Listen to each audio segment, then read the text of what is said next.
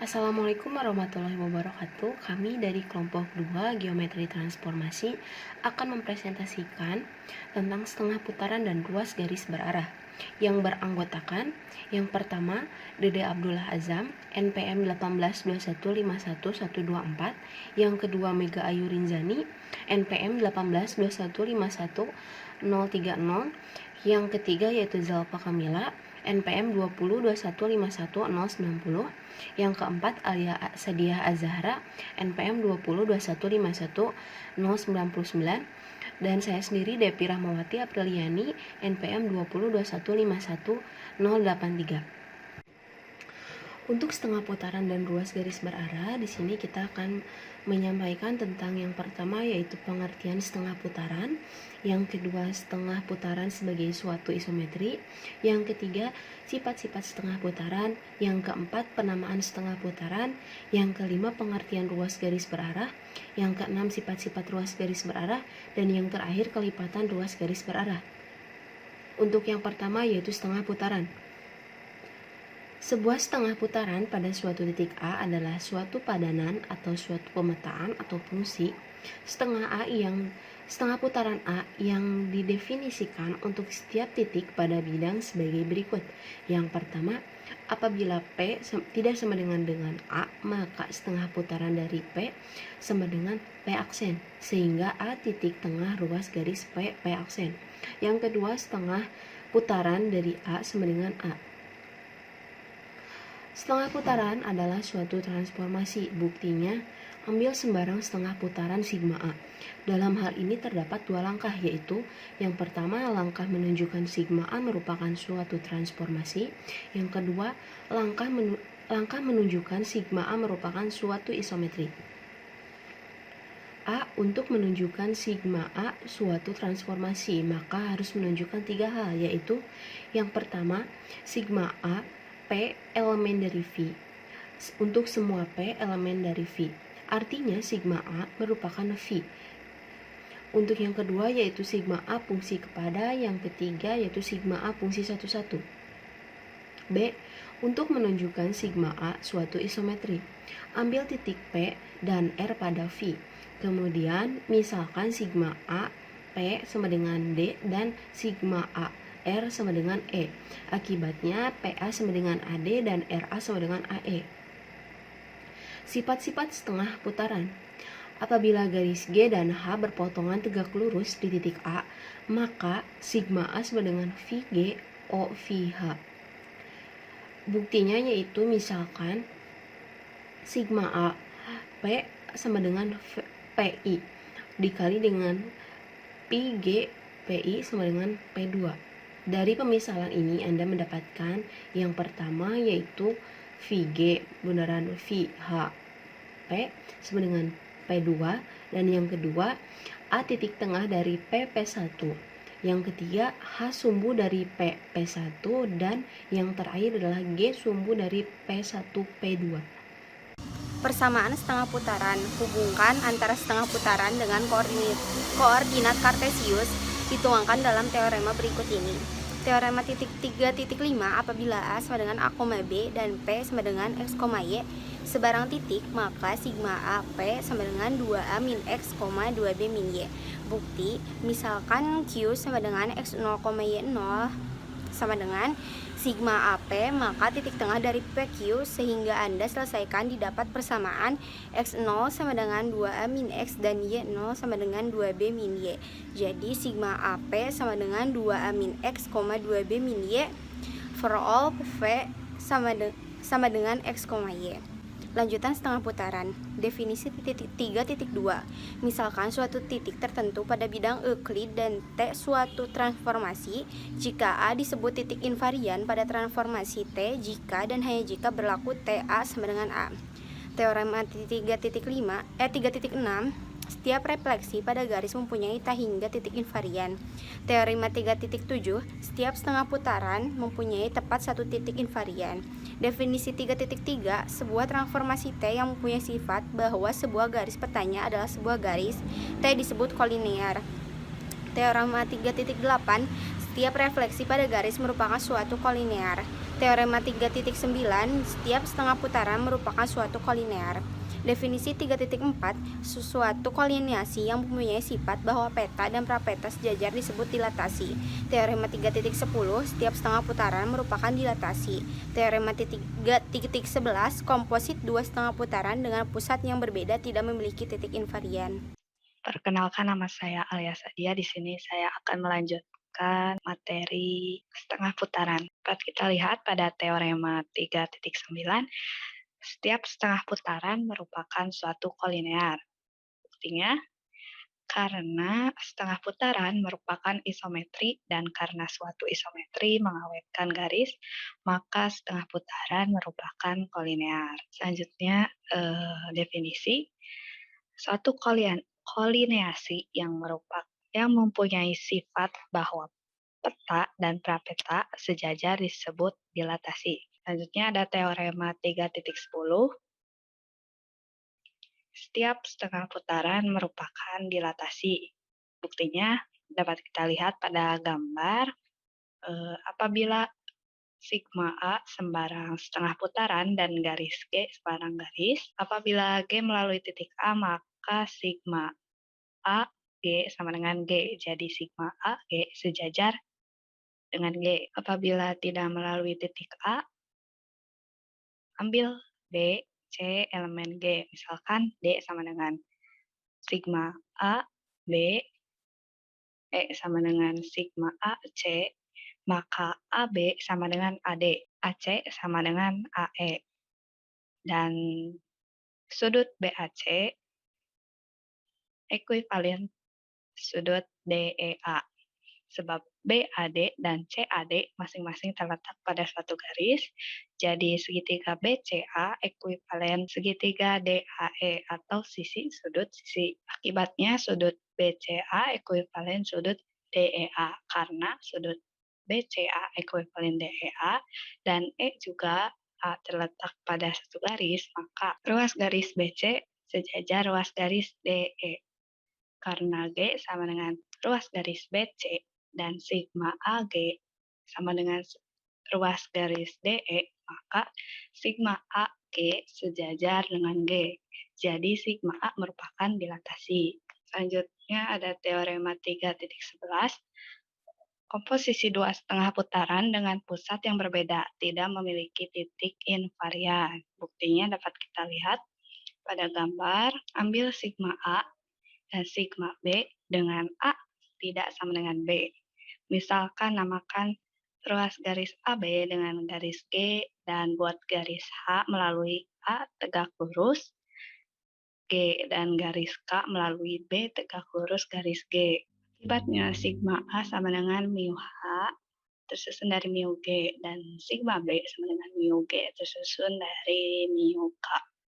Sehingga didapat mu H tersusun dari mu K dengan elemen identitas. Andaikan X titik invarian dari sigma A tersusun dari sigma B, artinya sigma A tersusun sigma B X sama dengan X. Karena sigma A tersusun dari sigma B sama dengan mu H tersusun dari mu K. Maka mu H bundaran mu K X sama dengan X. Selanjutnya ada teorema 3.12.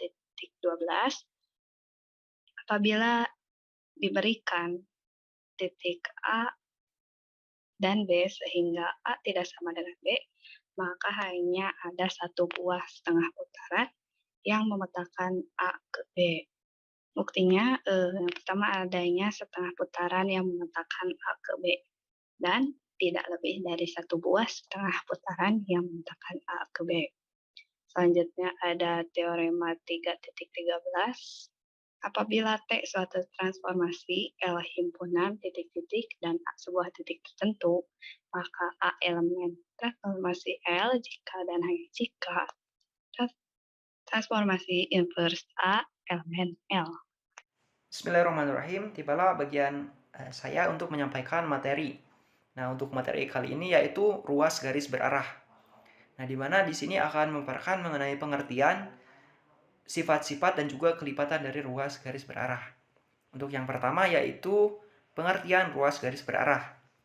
Nah, dari definisi 3.5, suatu garis berarah adalah ruas garis yang salah satu ujungnya dinamakan pangkal dan ujung lainnya dinamakan akhir. Apabila A dan B dua titik, AB ditetapkan sebagai ruas garis berarah dengan titik A, yaitu titik pangkal A, dan akhir titik atau titik akhirnya itu yaitu B. Nah, dari definisi 3.6, ruas garis AB ekuivalen dengan CD ya. Dibacanya itu ruas garis AB ekuivalen dengan ruas garis CD ya. Nah, apabila to PA sama dengan D, yaitu setengah putaran A terhadap titik P, itu menghasilkan titik D ya. Dengan titik P adalah titik tengah dari ruas garis BC. Nah, kita lihat contoh 3.4. Nah, contoh ini memantapkan pemahaman pada pengertian ruas garis berarah. Nah, kita lihat. Kita lanjut ya. Nah, lalu kita akan melukis garis. Nah, yang pertama kita mendapatkan titik D sehingga ruas garis AB ekuivalen dengan CD. Lalu yang kedua, titik E sehingga ruas garis AB ekuivalen dengan garis EF. Nah, kita langsung ke penyelesaian. Yang pertama nih, AB ekuivalen dengan CD apabila to PA sama dengan D. Itu setengah putaran A terhadap titik P sama dengan D. Itu menghasilkan titik D ya. Jadi setengah putaran A terhadap titik P itu menghasilkan titik D. Nah, dengan P titik tengah ruas garis BC. Sehingga titik D diperoleh dengan cara mencari titik tengah dari ruas garis BC. Nah, Anda namakan ini titik P. Nah, kemudian mencari D sehingga D sama dengan to PA. Nah, jadi D itu dihasilkan dari setengah putaran A terhadap titik P. Nah, lalu yang kedua, ruas garis AB ekuivalen dengan ruas garis EF apabila to Q B sama dengan F. Itu setengah putaran B terhadap titik Q, yaitu menghasilkan titik E. Nah, dengan Q titik tengah ruas garis AF. Nah, karena to Q A sama dengan F, maka titik Q merupakan garis tengah dari ruas garis AF. Karena Q titik tengah ruas garis BE, maka to Q B sama dengan E. Sehingga titik E diperoleh dengan cara mencari titik tengah yang dinamakan titik Q. Nah, kemudian mencari titik E-nya sehingga E sama dengan to Q B. Jadi setengah putaran B terhadap titik Q adalah titik E ya. Bisa dilihat gambar yang dihasilkan itu seperti ini. Nah, lalu selanjutnya sifat-sifat ruas garis berarah. Nah, menurut teorema 3.14, apabila ruas garis AB dan ruas garis CD tidak kolinear, maka segi 4 ABCD sebuah jajar genjang. Jika dan hanya jika ruas garis AB ekuivalen dengan ruas garis CD ya. Nah, jadi jika misalkan kita mendapatkan 4 titik yang membentuk segi 4 ABCD. Nah, jika dan hanya jika ruas garis AB ekuivalen dengan ruas garis CD, maka itu adalah sebuah jajar genjang. Nah, untuk membuktikan teorema ini harus membuktikan dua hal. Nah, itu yang pertama, kita harus membuktikan bahwa ruas garis AB ekuivalen dengan ruas garis CD. Nah, maka ABCD sebuah jajaran genjang. Lalu yang kedua, ABCD jajaran genjang, maka ruas garis AB ekuivalen dengan ruas garis CD. Nah, untuk pembuktiannya, misalkan P titik tengah ruas garis BC. Nah, maka to PA sama dengan D. Nah, yaitu setengah putaran A terhadap titik P adalah titik D gitu ya. Nah, sebab ruas garis AB ekuivalen dengan CD karena ruas garis AD dan ruas garis BC diagonal segi 4 ABCD dan AP sama dengan CD dan BP sama dengan PC ya. Maka segi 4 ABCD sebuah jajaran genjang. Nah, lalu yang pembuktian yang kedua, karena segi 4 ABCD jajaran genjang, nah, maka ruas garis AD dan ruas garis BC berpotongan saling membagi dua sama panjang. Nah, artinya apabila P sama dengan ruas garis AD irisan BC, Nah, maka AP sama dengan PD, dan BP sama dengan PC. Nah, akibatnya P titik tengah dari BC dengan toh QA sama dengan D. Nah, maka hasilnya adalah ruas garis AB ekuivalen dengan CD. Seperti itu ya. Assalamualaikum warahmatullahi wabarakatuh. Sekarang kita akan membahas kelipatan ruas garis berarah. Yang dimana kelipatan ruas garis berarah ini terdapat satu definisi, yaitu definisi 3.7. Yang dimana definisi 3.7 ini berbunyi, andaikan diberikan ruas garis AB dan K suatu bilangan real, maka apabila K lebih besar dari 0, nah harusnya yang di atas itu lebih besar dari 0 ya, bukan K kurang dari 0, maka ruas garis AB adalah ruas garis AP, sehingga P elemen ruas garis AB dan AP sama dengan K dikali AB.